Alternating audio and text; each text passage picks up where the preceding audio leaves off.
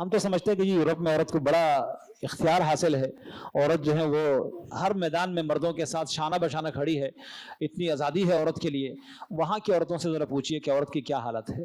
عورت بچے بھی جنے گی، بچوں کی پرورش بھی کرے گی، دودھ بھی پلائے گی، گھر کا کام، اور باہر کمانے کے لیے بھی جائے گی۔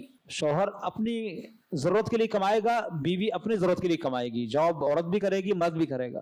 بھائی عورت جس کے کام الگ ہیں، مرد کے کام الگ ہیں۔ شوہر کی ذمہ داری ہے عورت کے لیے کھانا پینا، رہائش، معالجے کا انتظام کرنا، لیکن یہ ذمہ داری یورپی معاشرے نے کس پر ڈال دی؟ عورت کے اوپر ڈال دی کہ آپ کا بھی کام ہے کہ میرے ساتھ آپ بھی کمائی میں تعاون کریں، آپ بھی کوئی جاب کریں، کوئی مارکیٹنگ کر لیں، کوئی جو بھی چیزیں ہیں۔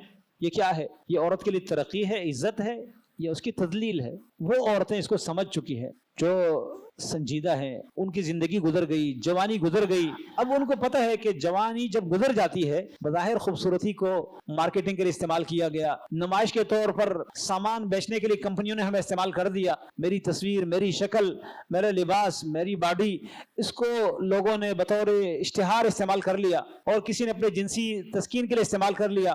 اب جب چہرے میں جریاں پڑ گئی، ہاتھوں میں کمزوری آ گئی، ہڈیاں کمزور ہو گئی، اب اس کو سہارا دینے کے لیے کوئی نہیں، اس لیے کہ میاں بیوی کا وہ تو سسٹم ہے نہیں۔ اچھا بچے جو ہیں وہ بھی آوارہ کہ وہ ماں باپ ماں کو ماں سمجھ کر اس کی عزت کرے، ماں کو ماں سمجھ کر اس کو اپنے کندھے پر اٹھا لے، ماں کو ماں سمجھ کر اس کا وہ مقام پہچانے۔ ایسا تو ہے نہیں۔